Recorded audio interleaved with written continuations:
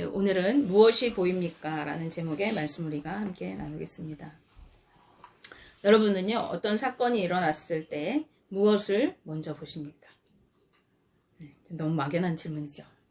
예전에 어떤 프로그램에서 한국 엄마들과 미국 엄마들의 차이점에 대해서 이야기한 적이 있습니다. 자신의 아이가요, 이렇게 물을 컵에 들고 있다가 그 컵을 떨어뜨려서 깨뜨렸을 때 미국 엄마들은 즉시 아이에게 달려가서 안고 괜찮냐고 달래주면서 아이가 괜찮은지 다치지 않았는지 먼저 묻고 살핀다고 합니다. 반면에 한국 엄마들은요, 먼저 소리를 지르고 화부터 낸다고 해요. 야, 컵을 깨면 어떡해? 조심해야지. 왜 이렇게 조심성이 없니? 라고 하면서 엄마가 이거 치울 동안 너 거기 꼼짝 말고 있어?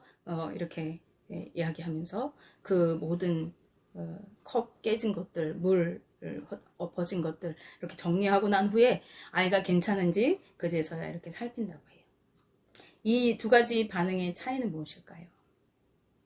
바로 엄마가 어디에 관심을 두는가 하는 것입니다.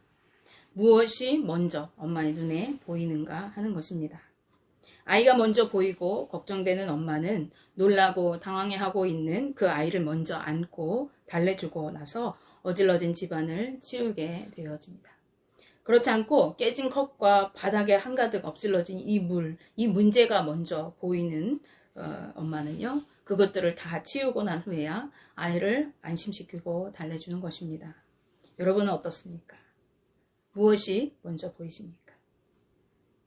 우리가 오늘 같이 읽은 이 본문 말씀은요, 성도라면 누구나 한 번쯤 들어본 내용 중에 하나인 잃어버린 아들을 되찾게 된 아버지에 관한 비유의 말씀입니다. 그 내용을 보면요, 어떤 아버지에게 아들이 둘이 있었어요. 아버지가 너무나도 사랑하는 아들들입니다. 하루는 그 중에 둘째 아들이 찾아와서 황당한 이야기를 하는 거예요.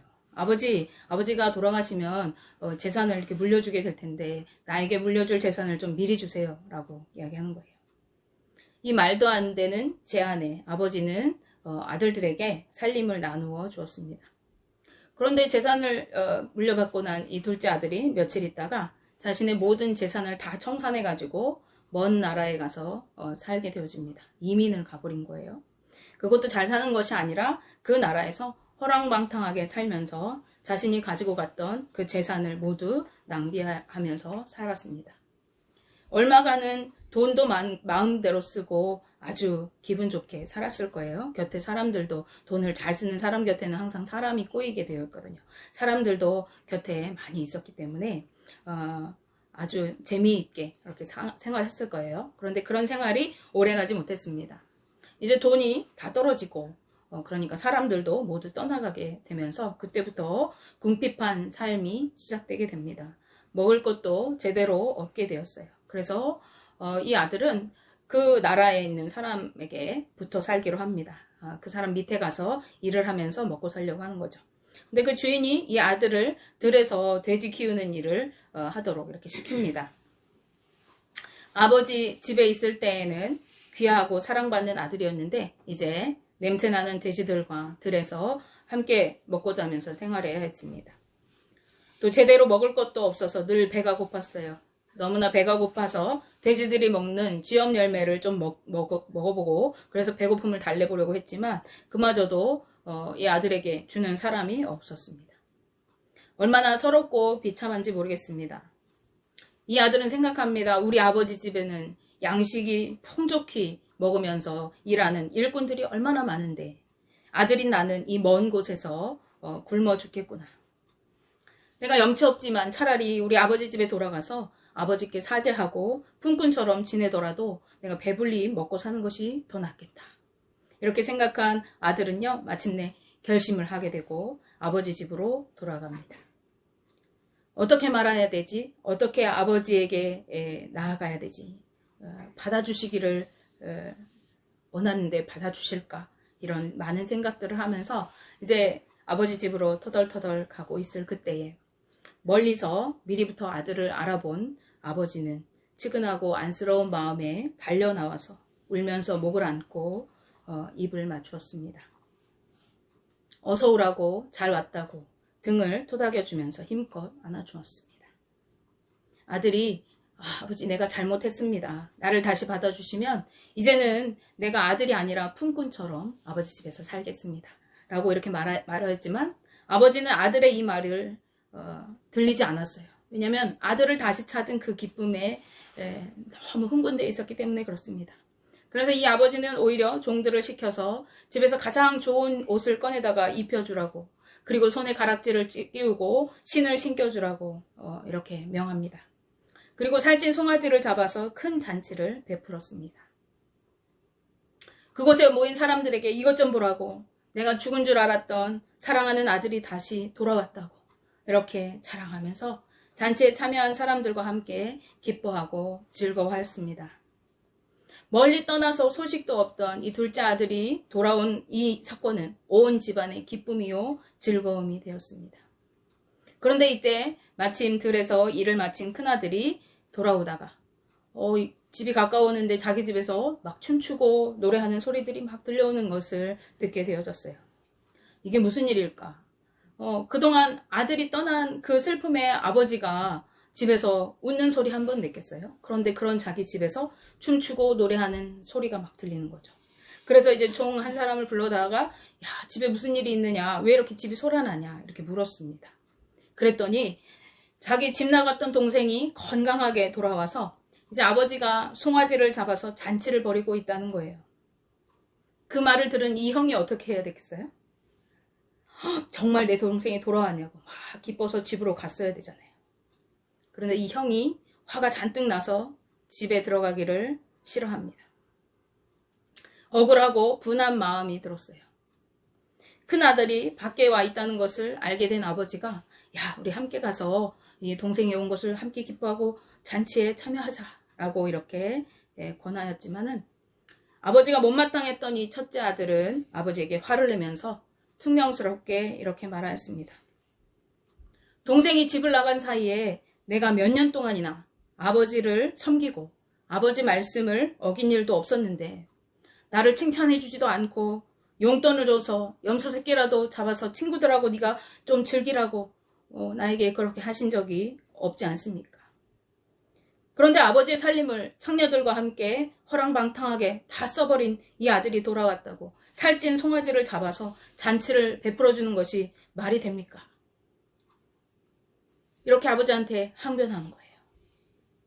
첫째 아들의 이 말을 들은 아버지가 아들을 타이릅니다. 야, 너는 항상 나와 함께 있자니 내가 가진 거 다 너 거야. 그런데 네 동생은 죽었다가 다시 살아난 것 같고 내가 잃어버렸다가 다시 얻었으니까 우리가 기뻐하고 즐거워하는 것이 마땅하지 않겠니? 아버지가 이렇게 말씀하는 거예요. 이 대화를 통해서 우리는요, 첫째 아들과 아버지가 서로 바라보는 것이 다르다는 것을 알 수 있어요. 아버지는 살아 돌아온 둘째 아들과 그의 영혼을 바라보고 계십니다. 그러기에 귀하고 소중한 아들이 다시 돌아온 것이 너무나도 기쁘고 감사할 수밖에 없는 것이죠. 반면에 이 첫째 아들은 동생이 돌아온 것에 관심이 없어요. 동생이 건강한지, 어디 다친 곳은 없는지, 밥은 굶지 않고 잘 살아왔는지, 어떤 고생을 했는지 전혀 궁금해하지 않습니다. 그는 동생의 영혼 대신에 동생이 허비한 재산을 동생이 가져다가 다 써버린 그 재산에 관심이 있어요. 그리고 그런 동생을 위해서 아버지가 잡은 살찐 송아지에 관심이 있습니다. 아버지의 곁을 지키고 말씀대로 순종하여 살았던 자신이 더 대우받아야 하는데, 더 아버지의 그 혜택을 누려야 되는데 괘씸하게 느껴지는 거예요. 아버지의 재산을 요구하고 제멋대로 살다가 돌아온 동생을 위해서 아버지가 잔치까지 베풀어주고 좋은 옷을 입혀주고 기쁘게 받아주고, 그러한 아버지의 모습이 영 마음에 들지 않는 것입니다. 그러니 모두가 즐거워하는 자리에 그 혼자는, 큰아들은 혼자 참여할 수가 없어요. 혼자 밖에서 분을 내면서 원망하고 있는 것입니다. 자신에게는 전혀 은혜를 주시지 않는다고 불평하고 있는 거예요. 그런데요, 이 첫째 아들도 자신의 분깃을 이미 받았습니다.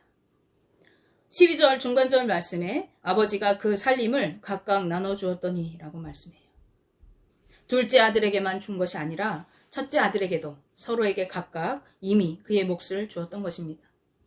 그럼에도 불구하고 더 주시지 않는다고, 나에게 조금 더 혜택을 줘야지 않느냐고 원망하면서 자신은 하나도 못 받았던 것처럼 불평하고 화를 내고 있었던 것입니다. 우리가 보아야 할 것을 바로 보지 못하고 다른 것에 집착하며 살아갈 때 우리는 기쁨과 즐거움에 참여하지 못하고 원망과 불평을 행하며 살아가게 됩니다. 누가복음 15장 1절 2절 말씀을 보시면요, 예수님께서 이 비유의 말씀을 하게 되신 배경이 나와요. 우리가 이 잃어버린 아들 말고도 잃어버린 양, 또 잃어버린 드라크마, 이어서 잃어버린 아들, 이렇게 세 가지 비유를 예수님께서 하신 그 배경이 나오는데, 우리 말씀을 보실게요. 누가복음 15장 1절 2절입니다. 모든 세리와 죄인들이 말씀을 들으러 가까이 나오니 바리새인과 서기관들이 수군거려 이르되 이 사람이 죄인을 영접하고 음식을 같이 먹는다 하더라.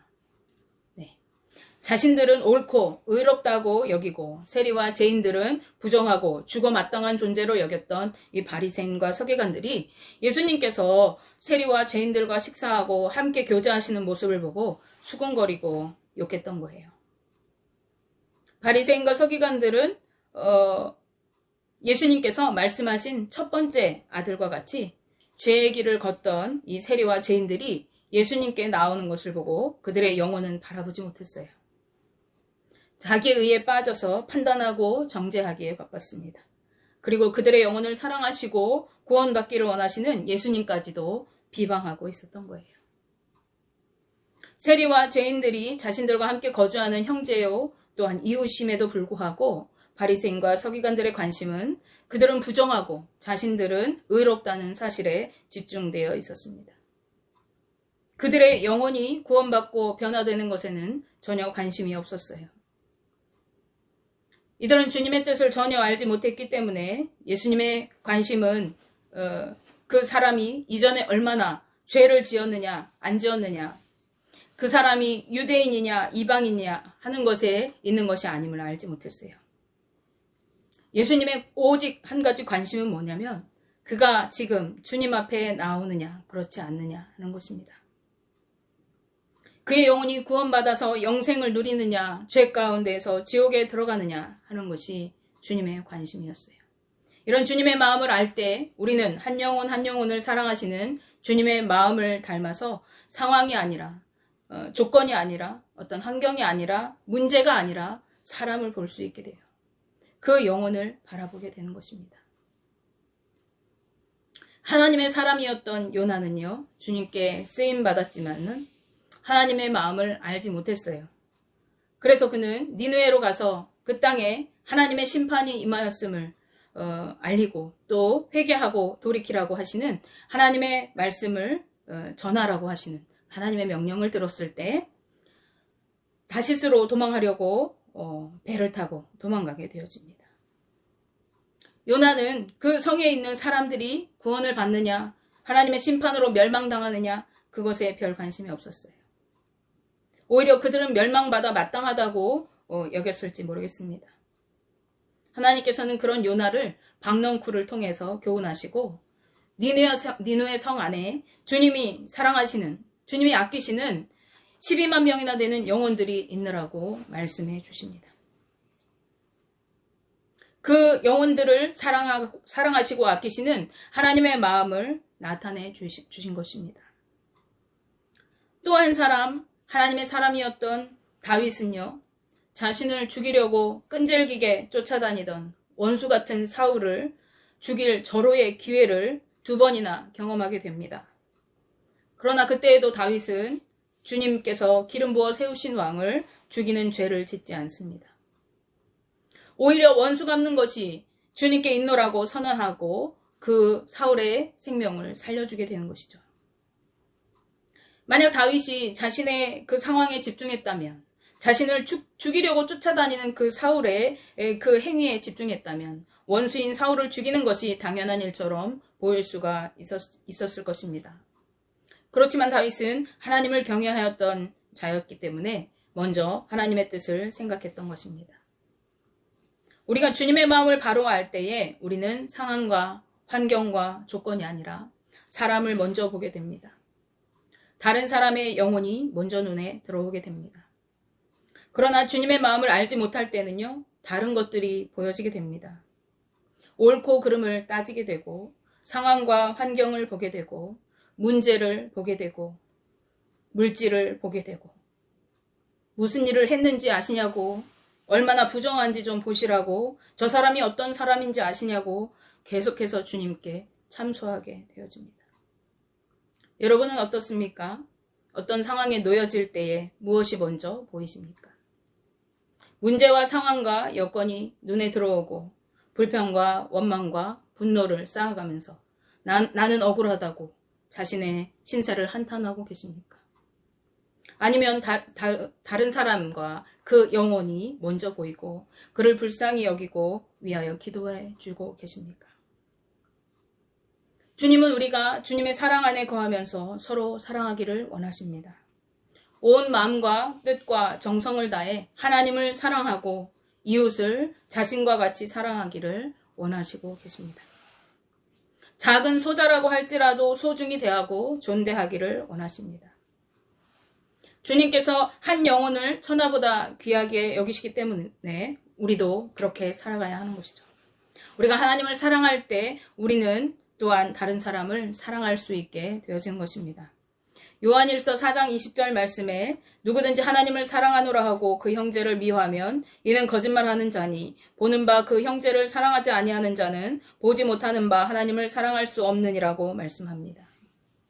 그러므로 하나님을 사랑하는 우리 성도들은 형제를 사랑하고 귀히 여겨야 하는 것입니다. 형제는 주님께서 말씀하시는 형제는 내 혈육의 형제만을 이야기하는 것이 아니죠.